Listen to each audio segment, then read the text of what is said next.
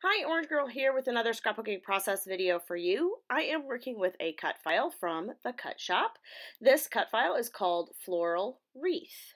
And so to start out, I cut it out of white cardstock, and I'm going to go ahead and back it with various papers from Paige Evans Horizon collection. I'm going to be using mostly the 6x8 pad like you see here. And then also the orange comes from a 12 by 12 sheet. I am using pink and kind of that blue, it's kind of almost a periwinkle blue, and then orange as my main colors, and then pops of yellow come up. I'm not going to make you watch me do this whole thing, but basically I'm just tracing around the flower and then going ahead and cutting it out and gluing it down. When I glued these down, I went ahead and I just glued the center of the flower down so that the white part that goes around the outside kind of can flip up a little bit to give a little dimension. I haven't done mixed media for a while, and so I thought I would add some mixed media behind this cut file today. So I'm going to go ahead and I'm going to put some clear gesso down on my white cardstock. People ask why I use gesso. It really just helps me be able to move the paint around the page a little bit more. And it doesn't soak right in. So like right here, I'm just applying some water, and that would just soak right through if I didn't have gesso on the back. So since I have gesso and it's now dried, I went ahead and I'm able to put paint right on the page. I'm able to put water right on the page, and it doesn't soak all the way through, and I can move it around and wipe it off. I just have a little bit more time to play with it a little bit. So what you're going to see me doing here, back and forth, and I'm going to speed this up in just a minute, is I'm taking my colors and I'm putting a little bit of water down where I want the color to go. Then I'm adding a few splatters or a few blobs of paint in that area. And then I'm using the paper, like the plastic technique. What's it called? Packaging technique that a lot of people use, and I'm just using that packaging to move it around and make it look a little bit more natural and like watercolor. So also the other thing that you'll see me doing is I keep putting the cut file back over on the page, and then I'm kind of marking with water where I want to put the next color. So one of the reasons I'm not spraying directly onto the page here and I'm doing more things like splattering or using a brush is because I want the color to be behind in a certain spot.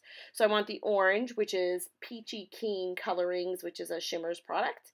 I want that behind the orange flowers, and I want Pretty in Pink, which is also a Colorings Shimmers product, behind the pink. And then the blue that I use is a Vibes, also Shimmers product called Cold as Ice, and it matches that blue that's kind of a periwinkle blue pretty well.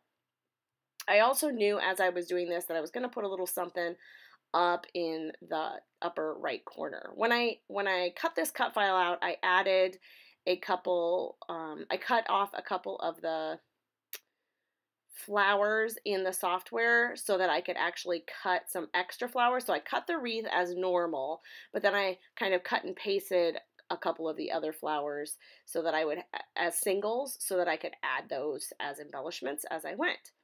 So what I'm doing now is I'm going through all of the Paige Evans ephemera, and I'm doing this really fast because I'm just kind of going through and trying to determine which ones I might use and putting them in that little white cup there that you see there. And then the other thing that I'm doing is kind of auditioning some of the items onto the page and trying to decide if I'm going to use them or not. I've also pulled out some thread because you know I will put some tangled thread in here. And I decided that I didn't like a lot of those for this layout, so I was just going to go ahead and go with the idea of flowers and add maybe a few more flowers. So I pulled out, the Paige Evans Horizon collection has a pack of ephemera that is just, it's just florals. And so I pulled that out thinking I could add maybe a few of those flowers. And what I end up doing actually is some of the flowers are in clusters and some of them are single flowers that you're kind of seeing me lay out there. And I end up using a little bit of both. So right here, you're going to see me adding some of the leaves. And then I tried to kind of pick some of the bright green as well as the kind of more Kelly green. And then I wanted to put some more flowers in the wreath, and I wanted pops of yellow. So right now I have a few pops of yellow in the orange flowers. I have yellow centers. And I found this great flower, but it was a little too big, but they had a smaller flower that was in like one of these clusters. And so I just went and cut it out and I put it in the middle of that blue flower that you see there on the right. And then I needed one more yellow flower, so I went and cut out another one. And it's not that I wouldn't use the clusters, but I feel like I have so many flowers, which is wonderful.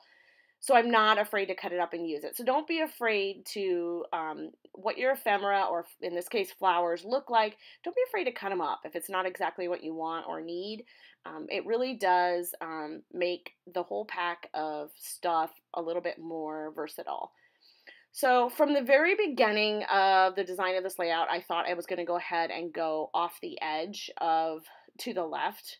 And so I didn't even do those flowers at all. So as you can see, they're there, and I'm going to cut them off here in a second, and then I can get busy with the rest. The other thing that I wanted to do, and you saw me cut off that right edge, I wanted something colorful over on that edge. And so I'm kind of auditioning some papers there and trying to determine which ones are going to make the cut. The other thing that I have to put on every one of my layouts are butterflies. So I thought I would add a few butterflies. And then the last thing that I end up adding, I think, are some, there's a paper, a 12 by 12 paper in this collection that is just a whole bunch of phrases on the one side. And I just love it when we have those papers because I can almost always use some of those phrases. They're usually pretty versatile. So I went back and forth between a black and white photo or a regular photo, and I ended up going with a color photo. And this is a photograph of my daughter. We had gone shopping this day, and we had purchased some a few things, and one of the things we purchased was this dress. That's a black simple dress with a little bit of a bow in the front, and this is she has an upcoming piano recital. When she put it on and then put the new shoes on as well, she just went ahead and decided that she was a businesswoman and went and got a briefcase and brought it out, found some black glasses laying around and put those on, and so I snapped a photo. So I'm kind of using the idea of a power suit, even though this isn't really a power suit, as part of my title here, and I'm going to call it Girl Power. So I used the alphas that come in, that are part of Paige's collection for girl, and then the word power I did in black. And I'm not sure where, I'm pretty sure that I got those from a click kit, like the holiday kit that I got, that I did my December daily with. And so I had the right words left, or the right letters left, to go ahead and put power there. And I really like how that looks. Then I am cutting out a couple of phrases here. I end up using one that says, dare to live the life you've always wanted.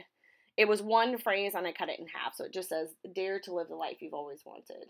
And I also put the date underneath that. I think I do that off camera. The other thing that I do off camera is I add some black splatters. I think I shut off the camera when I did that. So then above the photo, I am adding a die cut that says Adventure Awaits, which I thought really fit the whole idea of this layout as well.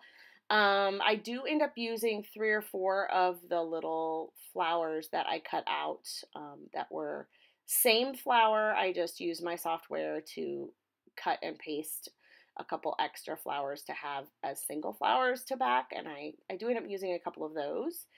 And these butterflies do not come in the collection, but they are used. I punched out a whole bunch of butterflies for one of my last layouts out of this same papers, and so I still had some left over because I didn't use them all, and so I just stored them with the collection, and now I'm adding those to this layout, and I will probably forever add butterflies to layouts of my daughter. So it's nice to have those punches and just be able to go ahead and make that happen. All right, so let's see here. What else am I doing?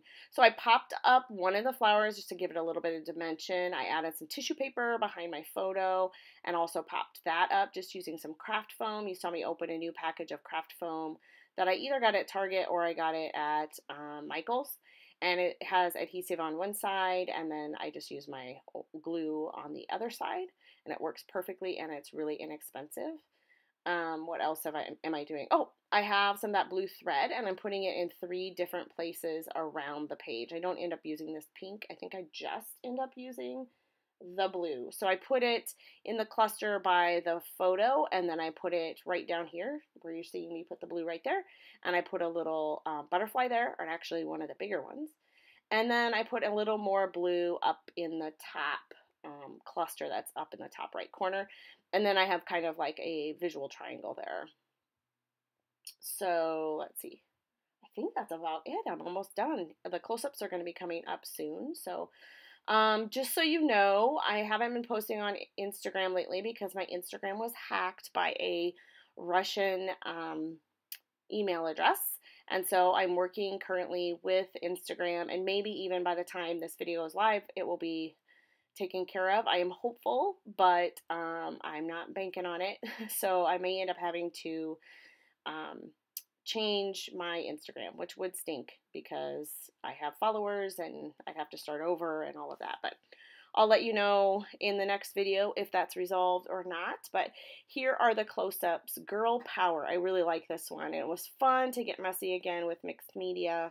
I haven't done that for a while, and I really enjoyed making this layout. It was a fun layout to make of a recent picture of my daughter being kind of silly. So thanks a lot for stopping by, and I will see you in my next video.